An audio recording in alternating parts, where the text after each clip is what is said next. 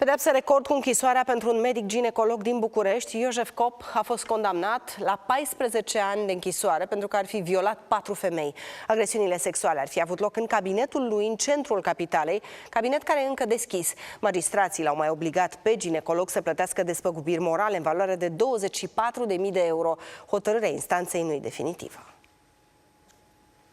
Scandalul sexual în care apare numele medicului Iosef Cop a izbucnit după ce o tânără de 24 de ani care locuiește în Columbia și-a făcut o programare la cabinetul ginecologului pentru o întrerupere de sarcină. De altfel, pe pagina sa de internet, doctorul se declară adeptul avortului medicamentos. Consultația s-a dovedit a fi un coșmar și victima a ajuns la secția de poliție unde a depus o plângere pentru viol. După ea, alte 3 fete ar fi trecut prin experiențe la fel de traumatizante. Totul ar fi început în anul 2018 într-un cabinet din acest bloc de pe Calea Victoriei. Acum, la 6 ani distanță, judecătorii au dat sentința pentru falsul medic ginecolog, 14 ani de închisoare. Decizia nu este una definitivă.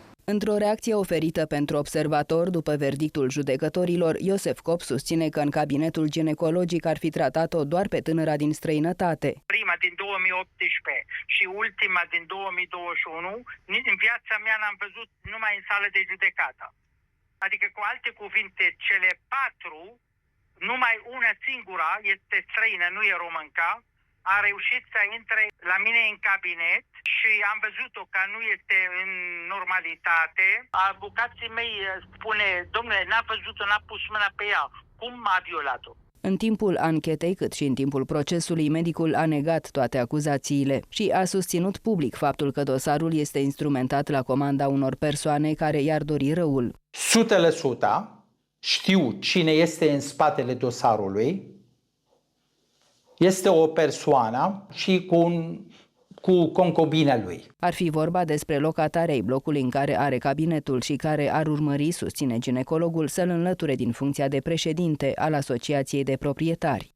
Aceeași decizie de condamnare formulată de judecătoria sectorului 1 îl mai obligă pe medic să nu se apropie de victime și să nu le contacteze. Pentru 2 dintre ele trebuie să achite daune morale în valoare de 12.000 de euro. În plus, lui Iosef Cop s-a mai interzis și practicarea profesiei de medic pe o perioadă de 5 ani după executarea pedepsei cu închisoarea. Avocații săi au contestat deja hotărârile.